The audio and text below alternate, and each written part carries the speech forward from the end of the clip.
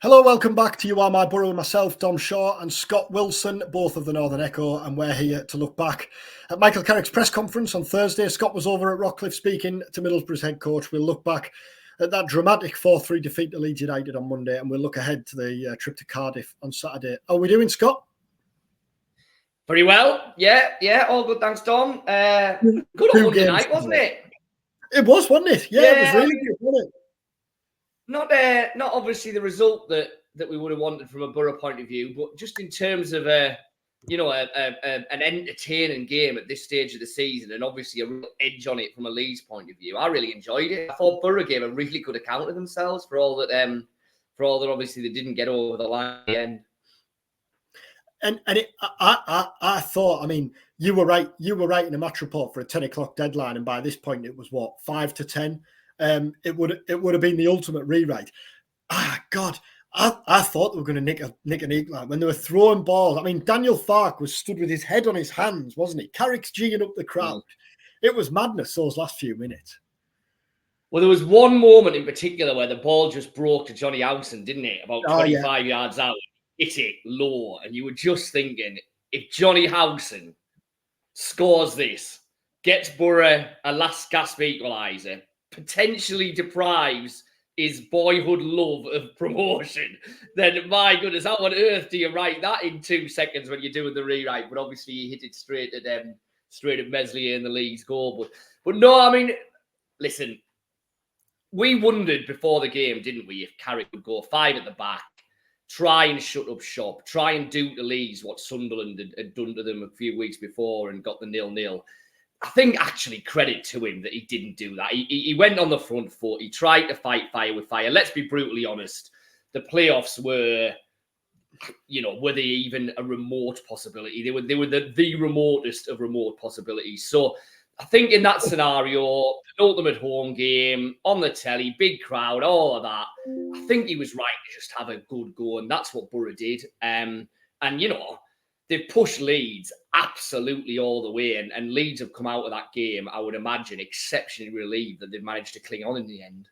That said, Leeds did play some good attacking football, and Boro were their own worst enemies at times with some of the defensive errors they made. But on the whole, I thought it was just a really enjoyable night.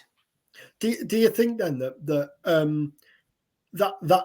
manner of the defeat, the performance, even though the playoffs have now gone, and like you said, that in all reality, they'd gone before a ball was kicked on Monday night anyway. But do you think it can that the feel good factor is maintained off the back of a performance like that? Do you think Boro will still bounce into the last 2 games, even though they're meaningless in terms of the top 6 now? Do you still think that it doesn't feel like a dead rubber, really, even though it clearly is, if you know what I mean? Yeah, I think we've talked about before, haven't we, that if it wasn't going to be the playoffs, then ending the season always feels important.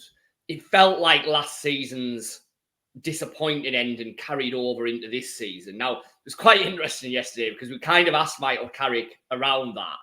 And he said all of those things, really. He said, nobody wants the season to fizzle out.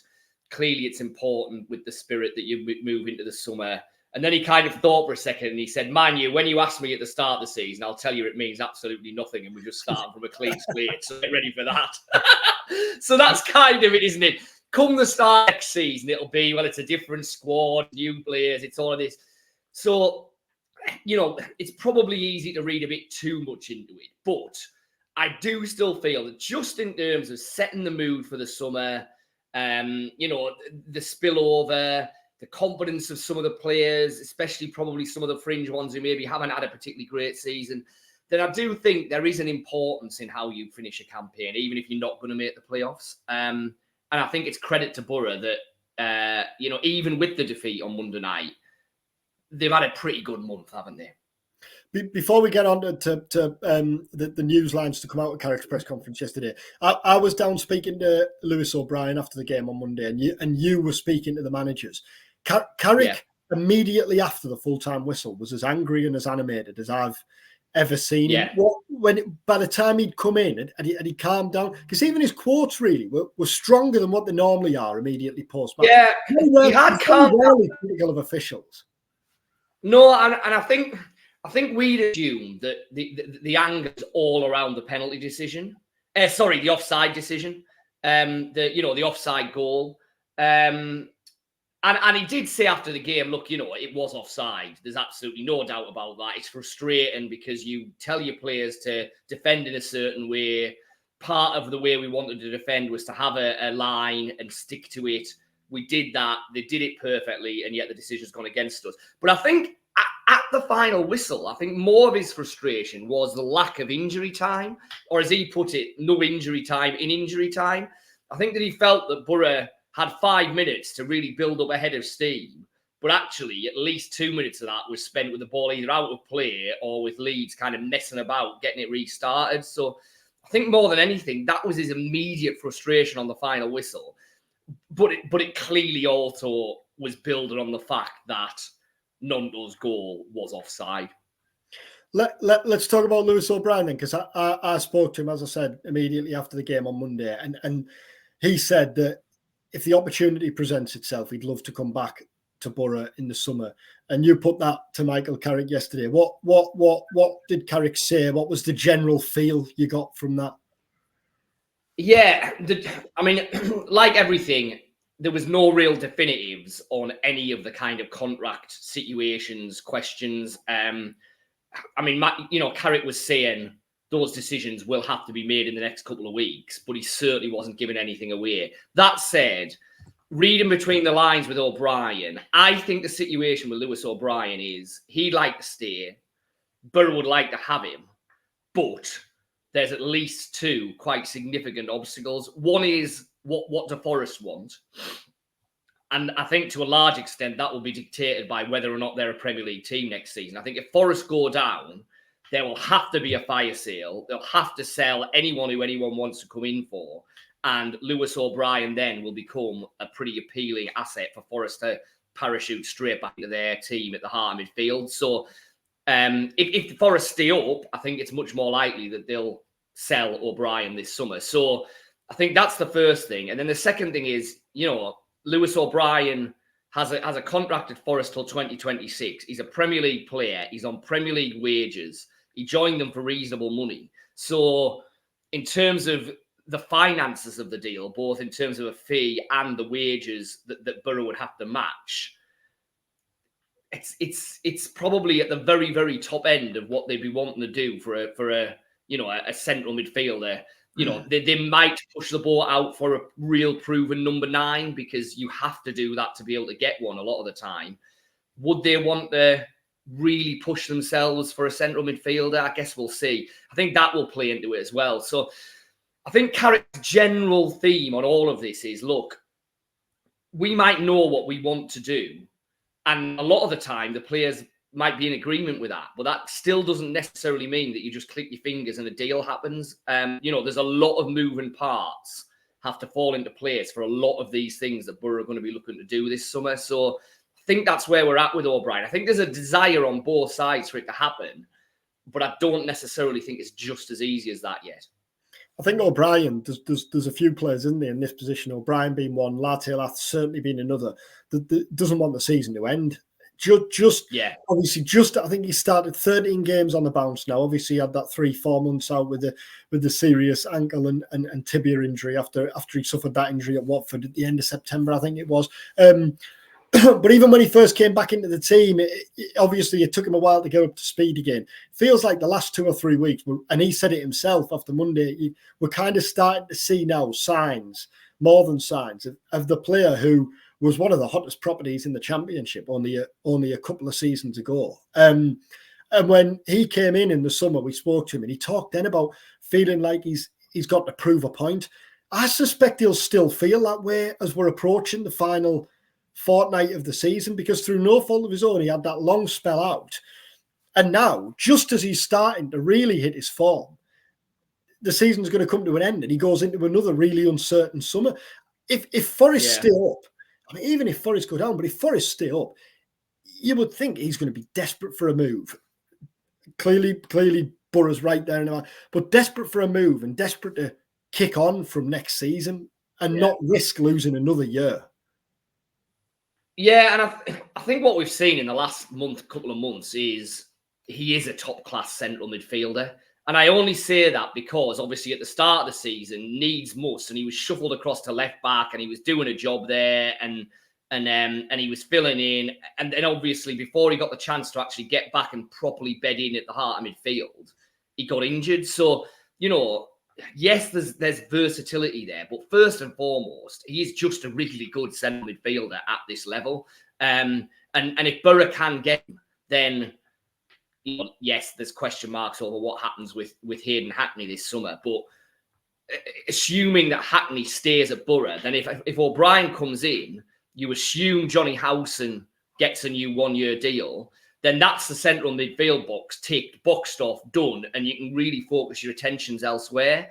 You don't have to really think any further than that, do you? Because I think if Boro are going into next season with a central midfield 4 of Howson, O'Brien, Hackney, Barlaser, that he ticks the boxes. I think we've seen this season that if you can keep them fit, that covers all your bases for central midfield, and that will be a really good platform for Boro then to build with the rest of the team. So I think they'd love to do the O'Brien deal. It's just, as I say, do the finances work, and are Forest going to agree to what Boro want?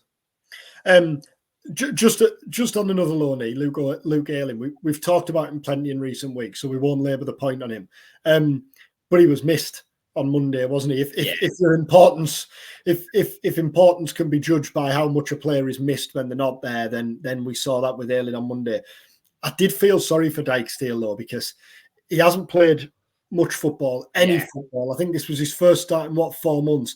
To be thrust straight in against the league's best player and league's player of the year, I mean, dear me, it was always going to be a tough ask for him, wasn't it? Yeah. And he looked rusty, didn't he? His touch was a bit off. Yeah. Positionally, he wasn't quite right, some of the times. But that just comes from, like you say, football. He hasn't played since December, to all intents and purposes. It's a horrible game for him to have been thrust into and judged on. That would be unfair. That said, I think Carrick's reluctance to play him at other times this season when he has been fit certainly suggests that when everybody is fit, he's quite well down that pecking order of right-back options. And you could imagine a scenario where as long as Tommy Smith's going to be fit for the start of next season, Ayling comes in and Boro maybe look to cash in on Dijksteel while there probably is some kind of money to be made from that. Ayling's going to get a contract offer, isn't he?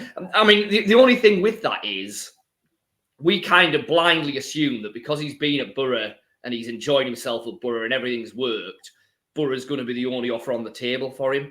I suspect it won't be. I suspect if Leeds Sheffield United have been linked in the last week. Exactly. I mean, it's not even Leeds putting it out, is it? He's out of contract. We know he's not getting a new contract at Leeds. So, Boro will not be the only club interested in Luke Ayling because on a relatively short-term deal, 1 year, 2 year, he's shown that he's still absolutely bang up there in terms of Championship right backs. So, and Sheffield United geographically would tick all the boxes that Boro have clearly been ticking for him. So, Boro will want Ayling, but again, I don't think it's necessarily as simple as just clicking your fingers and the deal's done and Luke Ayling's a Boro. I'd like to think it'll happen because he's clearly enjoying himself. The deal works in lots and lots of ways, but it might not be the only offer on the table. AJ Matthews became the latest academy player to come off the bench, 17-year-old in the last few minutes. The good story there because his dad, Lee Matthews, who owns Sports Management International, an agent, and they have clients including Jack Clark, Hayden Hackney, Ben Gibson, and Lee Matthews made his debut for Leeds United in the Premier League back in 1998, coming off the bench for a certain Jimmy Floyd Hasselbank. And Matthews has been scoring goals in the 18s and 21s, so it was no surprise to see him get his debut. And Carrick told afterwards of how he deserved that and described him as a goal scorer, which is certainly what he's done in the 18s and 21s. Alex Gilbert also came off the bench, and I thought he looked bright and positive and made an impact. And Carrick was talking about him yesterday at his press conference as well. Yeah, he was. Yeah. I mean, it's been a month for Gilbert, hasn't he? He got that Southampton. He obviously got the assist for one of the last goals against Leeds. it'll have been a difficult season for him, won't it? I mean, I know he's come out of Brentford B, so in hindsight, it's probably naive to assume that he was going to play a really pivotal role in the first team this season. But I still suspect that he would have probably felt that he would have been able to play more football than he actually has, especially when for half the season Boro have been ravaged by injury and have had a half a team out. I think if you said that scenario was going to present itself, then Gilbert would probably have thought, well, as long as I'm fit, I must have a great chance of playing a lot of football. That hasn't happened, but we have seen signs, I think, that there is a player there and then there is definite potential there. And yeah, Carrick basically said all that and said, hinted that there's a decent chance we might see a bit more of him in the last 2 games. Now, whether that means he's banging contention for a start or whether it just means he's probably the first cab off in terms of a substitute going on in those 2 games, we'll see. I suspect it's probably the latter. But he feels like a player that if he was to have a really good pre-season, he could find himself much closer to regular first team action at the start of next season than he has been for most of this, doesn't he? Yeah, and it's interesting, isn't it? Because Greenwood might be a Boro player, yes, next year. Boro might have full intentions of still making that permanent. But if he isn't, would there be a case to play Gilbert rather than Greenwood in the final? If you're looking ahead to the future in next season, or like you said, do you just look at Gilbert and think, well, I'm just going to give him more football from the bench in the final 2 games if the opportunity presents itself. And even then, in the summer, that looks like an error, regardless of what happens with Greenwood. Even if Greenwood was to sign, I think that's an area that Boro need to strengthen. And now I know they've got Riley McGree and Marcus Force coming back, but they lost Morgan Rogers and Matt Crooks in January. I know that signed Finn Azaz, but Finn Azaz wasn't necessarily signed as a replacement for one of those 2. He came in before the Rogers stuff broke. So I would certainly expect one play, even if Greenwood, the deal was made permanent, which is that unlikely? I don't know. I certainly don't think it's likely on the performance of recent ones. But even if just one was to come in, that still looks difficult for Gilbert to force his way into the first team reckoning. Might there be a case for a loan next season, or is he past that? Is he at the stage where he needs to be knocking on the door now? If he's not going to play, if he's not ready now, will he never be ready? But then because he's come from Brentford, he's never had, this is his first experience of first team football, the first team environment. It's quite a unique case, really, isn't he? Yeah, and it's kind of the market that Boro are interested in, isn't it? So he's potentially not going to be the last type of signing that we see like this from Boro. I mean, I think I come back to, I think a lot will depend on how he comes back in pre-season and what level Carrick thinks he's at then, because what he doesn't want is the first half of next season to be like the first half of this season, where Boro have a full squad again and he's barely even getting on the bench, never mind getting on the pitch and playing for the first team. That's clearly of no use to him now in terms of his development. And if that's the scenario, then I think a loan move into either League One or League Two and just play regular football for the first half of next season will massively benefit him. But judging by the last month and judging by the little bits Carrick has been saying, I think Carrick does feel that he's come on significantly in the last few months and maybe will be much closer to it at the start of next season. So I think the decision that he's made will tell you an awful lot about where Carrick clearly actually thinks that he is. Because what I think everyone won't want to happen is what happened in the first half of this season, where he barely kicked a football.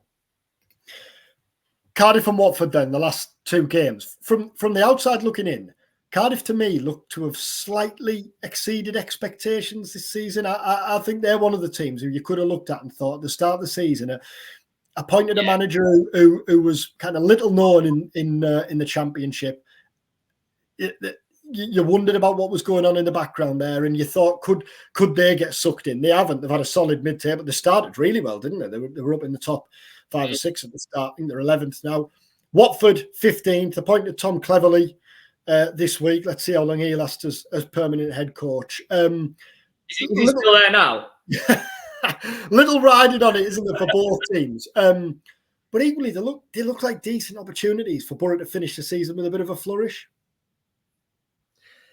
Well, yeah, I mean, listen, from the outside, if we take the Boro hat off in for a second and kind of look from the outside, these are two of the absolutely less interesting championship matches in the next week or so, isn't there? Because there's going to be some absolute crackers at both ends of the league. Boro are not going to be involved in them. You know, we can't gloss this too much. These are meaningless end of season games. That said, for all the reasons we've talked about, I still think it will do Boro a power of good if they can win them, and if they can carry on this form, and if Latalaf can get a few more goals, I think that would be a positive without a shadow of a doubt. And yeah, absolutely. You look at it and think, well, you know, they're playing two teams with nothing to play for. All right, Boro don't really have anything to play for themselves. They're playing teams that have been up and down at best all season. I think there'll be a decent crowd in at Cardiff. They've obviously done a cut price ticket deal, which is really commendable. Fair play to them for that. There's a load of Boro fans going down. So I think there'll be a decent atmosphere and a decent, you know, a decent crowd.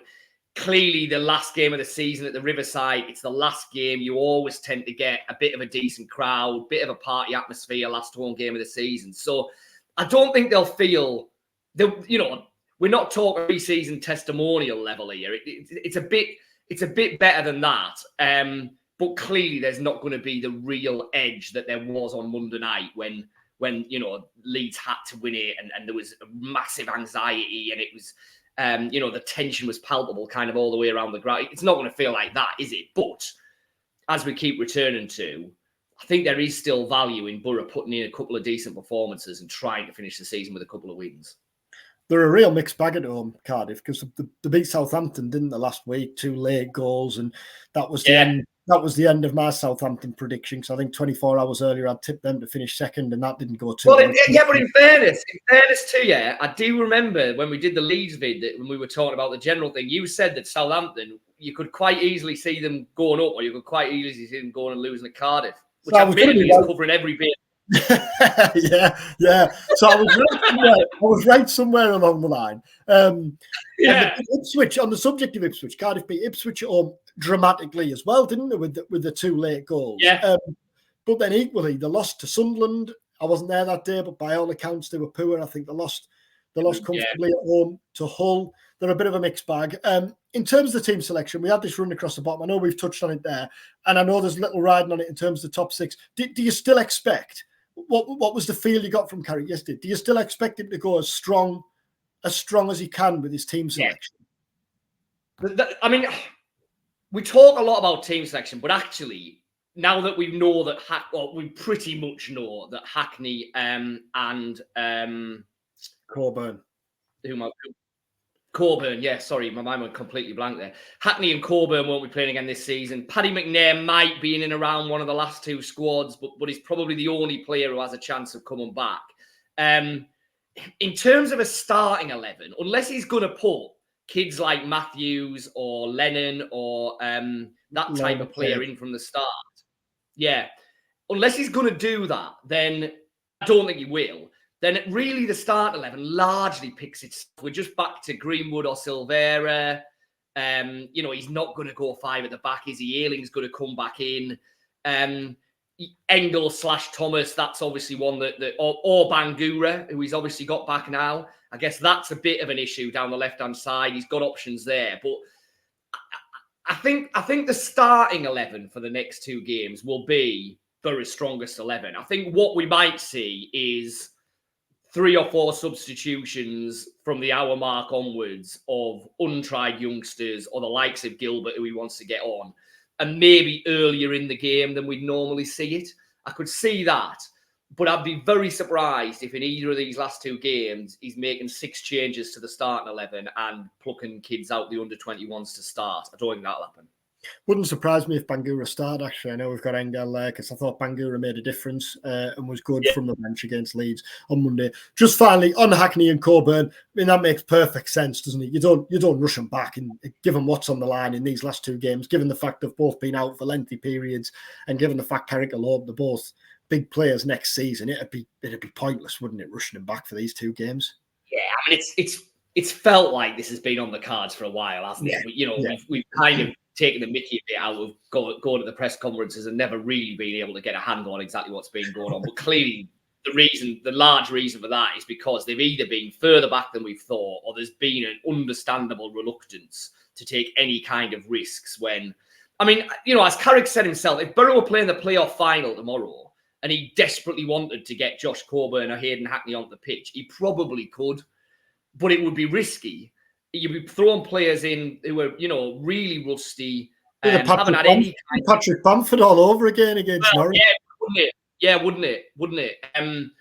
So, given that the playoffs now aren't there, there's nothing whatsoever to be gained realistically from these last two games, then, it's a no-brainer that you don't take any kind of a gamble with them. Let them just carry on with their rehab work, go away, have a summer break, get yourself back for the start of pre-season, ready to hit the ground running. McNair's obviously the slightly different one because, we don't know that he's not going to be offered a contract or that there's not a contract there, but the signs at the moment are that there's certainly nothing imminent in terms of him being signed up on a new deal. So there is a pretty decent chance, I would suggest, that Paddy McNair leaves after a week tomorrow, a week on Saturday. Well, I would have thought that, even in this kind of hard-edged footballing world, he's had 6 seasons at Boro. He deserves some kind of a send-off. So I can imagine if there's any chance of McNair being remotely fit, he could be certainly in the squad for the last day of the season, even if just to come on and get a chance to say goodbye. And obviously, if that was to happen and there was a kind of wave send-off, well, that tells us exactly what's happening there. I mean, like I say, again, Carrick you didn't want to pin his colours to the mast, as it were, yesterday and categorically say what's going to happen there. But he kind of was offered an opportunity to categorically say what was happening with McNair, and he didn't. And that suggests to me he's probably more likely to be leaving than to be staying. Well, I'm leaving for Cardiff this afternoon. Any service station recommendations for down there? Cardiff's obviously the cross-country one, isn't it? It feels like when you go into Cardiff, you want to get past the M1 before you hit your service break. If you're throwing in one of the early M1 ones, you're looking at a 2-stop strategy then. Well, mate, you've travelled with me and my bladder. There's no chance of me getting past Weatherby without having a service break. It'll be a 2-stop strategy for you, without a shadow of a doubt. Undoubtedly. Cardiff's an interesting one because then either go kind of all the way down to kind of Bristol way, don't you, and across. Or what I have done a couple of times is come off at Ross on Wye and go kind of down the valleys. And it's longer, but it's a lovely drive if it's a nice day. Kind of, you skirt around Llanelli and all that kind of jazz. And then, right down the kind of heart of the valleys. And that's a nice drive, but it's probably going to add you another couple of hours on a Friday. Yeah, so maybe on a Friday. Have you got a couple of beers and a bite to eat waiting for you when you get to Cardiff? I'll meet the lads from BBC Tees. Will be down there, so I'll meet them. That'll be good then. Yeah, so I'll get out with them. It's always good Cardiff as well, isn't it? It's a good... You can't go wrong in Cardiff City Centre. Like, I'm sure the Boro fans. Well, I imagine a fair few of them are going to be making a weekend of it, whether it's tonight or whether it's stay down on the Saturday night after the game. But lends itself to it, Cardiff, isn't it? Cracking City. Prediction.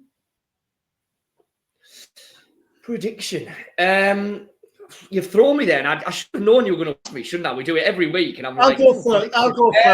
I think. I've asked the question. I haven't really thought about it myself. I'll back Boro. I think Boro will bounce into this with a bit more about them than Cardiff. And I know Cardiff are coming into this on the back of the home win over Southampton. Maybe being judged on how comfortable it was for Sunderland there. I think Boro will just have a bit too much for him. I think Boro will win 2-1. I'm going to go Cardiff 2, Middlesbrough 3. I think it'll be a bit of an end of season tear up. I think if there's an early goal, then I think the shackles will come off and both teams will look at it and think, well, we might as well have a go at this. Topsy-turvy, plenty going on. Cardiff 2, Boro 3, 2 from Latter Laugh to carry on his sensational end of the season. The song will be belting out from the weekend. And the other Boro goal, Alex Gilbert from the bench. No, because I think Latalaf gets the winner. So I think Boro's first. I think Boro's first goal is. I'll tell you what, Johnny Howson. Well, there we go. 3-2. So 3-2. Howson first goal. Howson, Latalaf 2.